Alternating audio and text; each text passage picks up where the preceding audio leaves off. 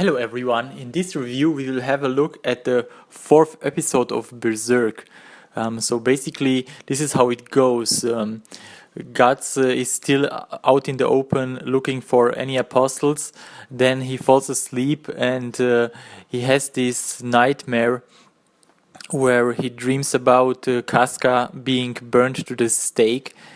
And then he wakes up from the nightmare only to find out that he has then another vision where the aborted fetus of Femto's child I think this is the fetus right here, the aborted fetus of Femto's child or Casca's child, because when Casca was already pregnant from Guts when Femto or Griffith raped her, and basically this aborted fetus was created, and he warns, it's a very graphic depiction even in the manga, and he warns about Casca being burned to the stake as a witch. And so Guts has this vision of Casca being burned at the stake by the Holy See. Then when he realizes that, he decides to return back to where he left Casca, mainly to Godo and Ricard. For guys who don't know, Godo is the blacksmith that fixes up Guts' armor and also gives him this huge sword, the Dragon Slayer. So yeah, when Guts sees that, he decides to return back to where he left Casca, and we are introduced to Erika, a young orphan girl who was taken by Godo after her parents died. And yeah, she basically helps around Godo and Ricard, who also helps Godo making swords, and he's a blacksmith. Basically, Godo is a blacksmith, and as mentioned, he fixes all of the gear. He also made all of the gear for Guts, but also Ricard. Ricard also did a lot of things. He also gives him an upgraded bow gun at the end of this episode. So yeah, he returns back and meets up with Ricard and Erika and asks about Casca, only to find out that Casca has been gone missing after she was trying to collect some nuts with Erika in the woods. Erika wasn't paying attention, and so Casca, in her retarded state, just ran off.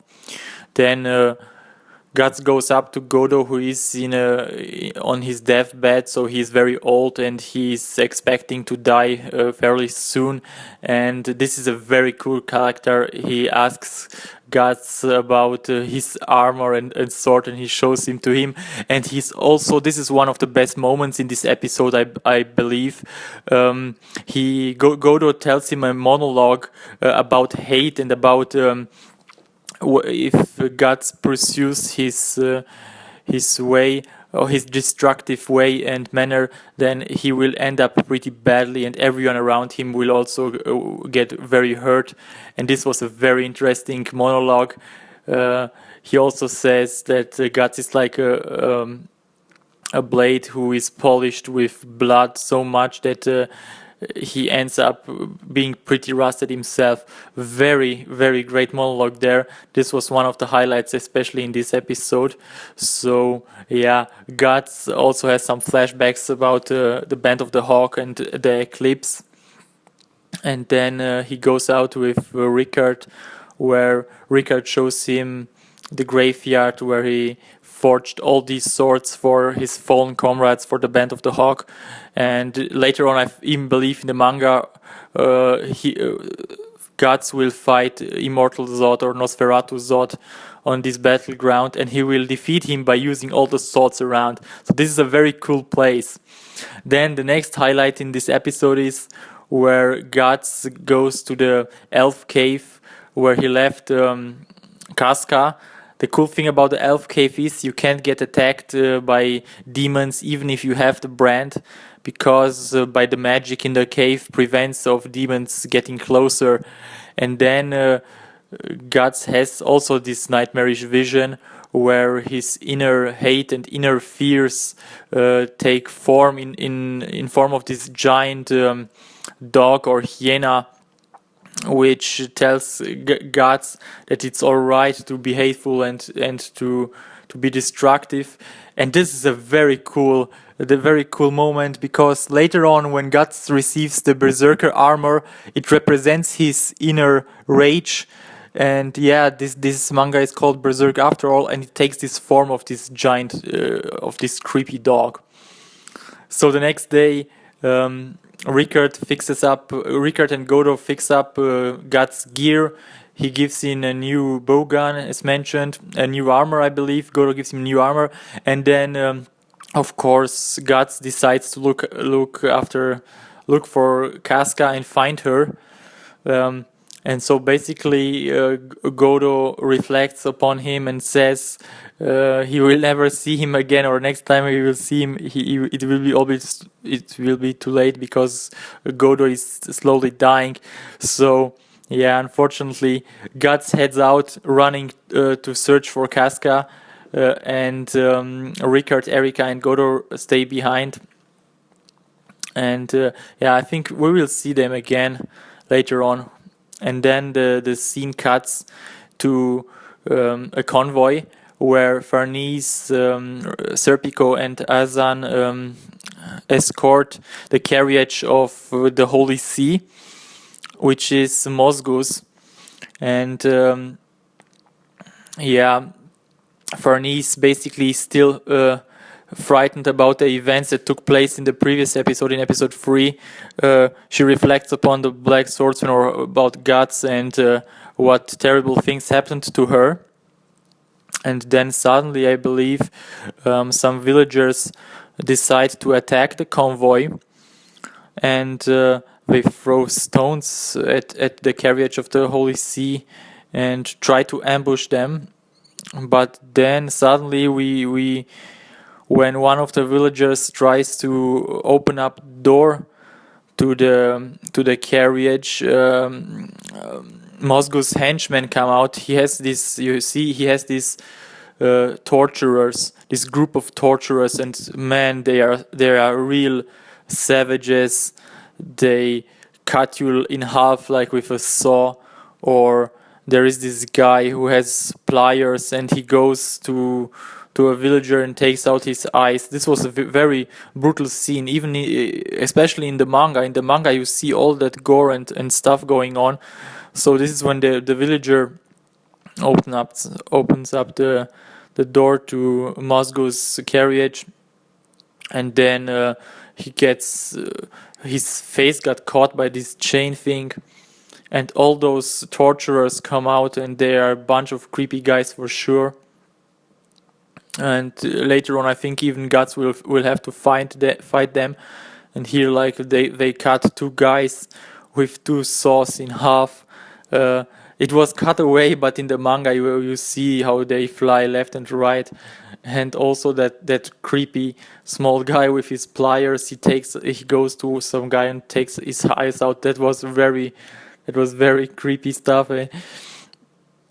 And so yeah, we're introduced to those torturers, and then of course Mosgus appears, and Mosgus is also this. I think he's the head of the Holy See.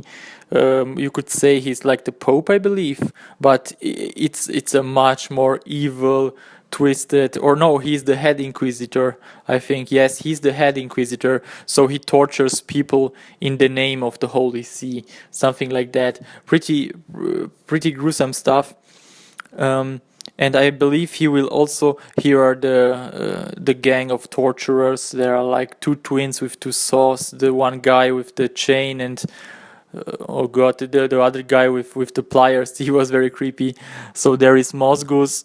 Mosgus, like I said, is the main inquisitor of the Holy See, and he's also the main antagonist of this arc, of the Conviction arc. He faces Farnese, which, by the way, Farnese idolizes Mosgus because he represents the true punishment of the Holy See or something like that, and he says to Farnese, don't be afraid, and it's all for the greater good and some weird stuff like that.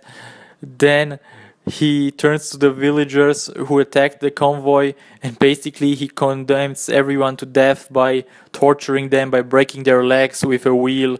Very gruesome stuff. So he kills all the attackers by torturing them to death, which was this is a dark manga, as I said, or a dark anime adaptation. In the manga it's much more violent than that, but it was pretty interesting to see that they kept some stuff like that in there. So a villager in terror tries to run away, and he bumps into Casca, who still is in this retarded state, and basically a guard comes in and says if Casca is with him, but another girl says that she is not, and she basically saves Casca from being tortured as well, or for being branded a witch. But later on, as saw in the vision, they will also get to Casca, and basically this is how the episode ends. In the next episode, I think we'll see the Tower of Conviction, and of course, Guts is on his way to rescue Casca. And this was a pretty interesting episode. The CG animation was still bad, but the story was there, and also Godo's monologue about Guts being hateful and so destructive. That was a cool moment. And also it was very story driven, not so much action, but it was very interesting. This is what I believe is Berserk all about. It's all about its great story with great depth, and the anime adaptation isn't that good, but the Berserk story is still there. So I highly recommend watching it. If you're not a Berserk fan, you will get confused by some new introduced characters like Godo, but do me a favor, go out and read the manga, and after that watch this. So that was my review of episode 4 called Epiphany. I hope you enjoyed my review. If you have any questions or want to comment, please leave a comment in the section below, or subscribe to my channel. I will definitely do some more Berserk reviews in the future if I have time. And thank you very much for watching, everyone, and take care. Bye bye.